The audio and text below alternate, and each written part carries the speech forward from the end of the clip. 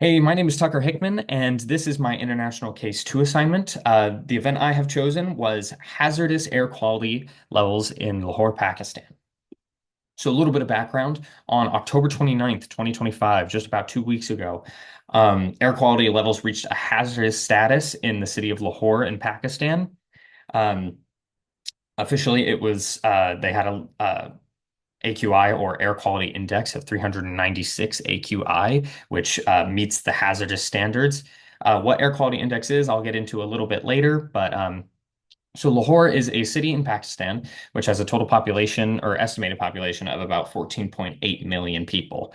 It's a growing city, which means it's growing in the industrial sector and its population isn't growing a lot. So that means a lot more vehicular transportation, a lot more factories, a lot more processing plants, and that means a lot of air pollution. And it's becoming a really big issue. Um, and so the reason it's such a big issue is because of all of the negative side effects, which of course we will all get into. So what is AQI? Well, the Air Quality Index is a method of qualifying and communicating with the public the density of air pollutants in the air. And so this is kind of broken down into six different categories or levels. You've got good, moderate, unhealthy for sensitive groups, unhealthy, very unhealthy, and hazardous. And as you can see on the slides here, they are all organized and categorized by number. And this number is just developed based on the density of air pollutants. And so Lahore finally reached this hazardous level. And so this hazardous level is defined by AirNow, a government organization, as a health warning of emergency conditions. Everyone is more likely to be affected. So reaching this status really presents some possible health concerns. Um, but so specifically to Lahore, the sources of this pollution really comes from the industrialization and growing population, specifically industrial zones, vehicular traffic, and the process of crop burning. So industrial zones, these industrial sectors and all of these processing plants, they tend to produce a lot of sulfur dioxide and volatile organic compounds.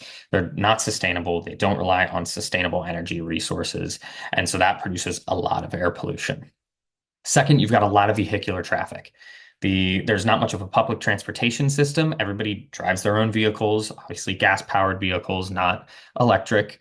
And so this growing population, all this transportation really increases and elevates levels of nitrogen oxides and particulates in the air. And finally, what I kind of find most interesting is crop burning. So crop burning is a process of getting rid of the crop residue or any of like the organic matter or plant matter that's left over in a field after a growing season. It's cheaper than manually removing it, and but it's a cheaper method. But you're burning crops, you're producing smoke, you're putting a lot of particulates in the air, and this is a really, really popular method of getting rid of crop residue in Lahore or in Pakistan as a whole. So that's a really big issue. So some of the health impacts that come from all of those decisions and all that air pollution that's produced by everything, it can be a really big health concern. You get a lot of respiratory issues. It can impair brain function and neurological disorders. Through my research, I found a systematic review that specifically analyzed all of this throughout Pakistan, and there was a lot of documented evidence of air pollution having caused inflammation and development of all these severe chronic illnesses. This includes cancer, this includes asthma, and a bunch of cardiovascular diseases. It's a really, really big concern. So the people or the residents of Lahore are facing a really big challenge.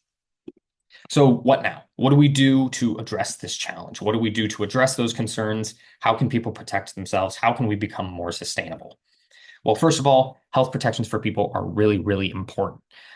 In a video I found from Dawn News, it's a news platform based in Pakistan, uh, a Dr. Kashif Bashir, the head of the Department of Infectious Diseases at Jinnah Hospital in Lahore, he specifically stated in an interview, avoid unnecessary outings. If you have eye allergies or conditions, wear goggles, use a mask, and stay hydrated by drinking plenty of water. The main thing here is avoidance. Stay inside when you can. Don't go outside if it's not necessary. And then protect yourself with goggles, masks, anything you can to avoid these pollutants because they can have such bad negative effects on the human body. But because these precautions can only do so much, you can only stay inside for so long. You need more long-term sustainable infrastructure to your city. So enforced policies and limitations on pollutant-producing activities are really what's important. So steps to reduce pollution. I found a scientific study of specifically Lahore's air pollution.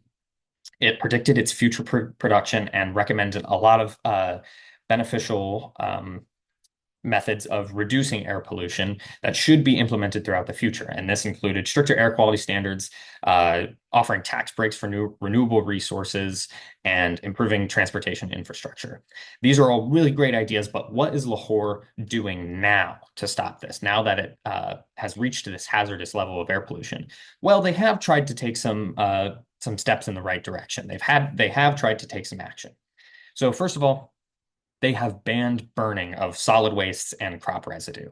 The Punjab Disaster Management Authority is the one who has been enforcing this. You can't you can't burn crop residue, plastics, rubbers, any of that. But enforcement there is really going to be key. So to enforce it, they have increased monitoring. They use drone cameras and a bunch of additional AQI monitoring stations in order to uh, detect violations, in order to discover smog-related incidents or activities. Actually, according to a news article I found, the drone cameras were able to detect over 460 smog-related violations within 24-hour period. That's a lot. So obviously that's really effective. So if they can implement this and enforce this really well, then that's great. And finally, some long-term solutions, making everything more sustainable, really looking at that crop residue burning specifically. The government is trying to promote biomass plants, which are able to repurpose agricultural waste in order to develop energy. They produce steam, and then you can use that in a more economical advantage by producing or developing energy for smaller areas. Additionally, the government's holding public seminars for farmers to teach them how to use more modern technologies so you don't have to burn the crop residues. They're trying to promote that. So, the farmers can manage their crop residues and their fields in a safer way, less polluting way. Um, and yeah, thanks for watching. I tried to keep it tight there for you, but that is everything on Lahore. Hopefully, they can continue to develop more sustainable practices and lower that air pollution so the city can remain safe to live in. Thanks for watching.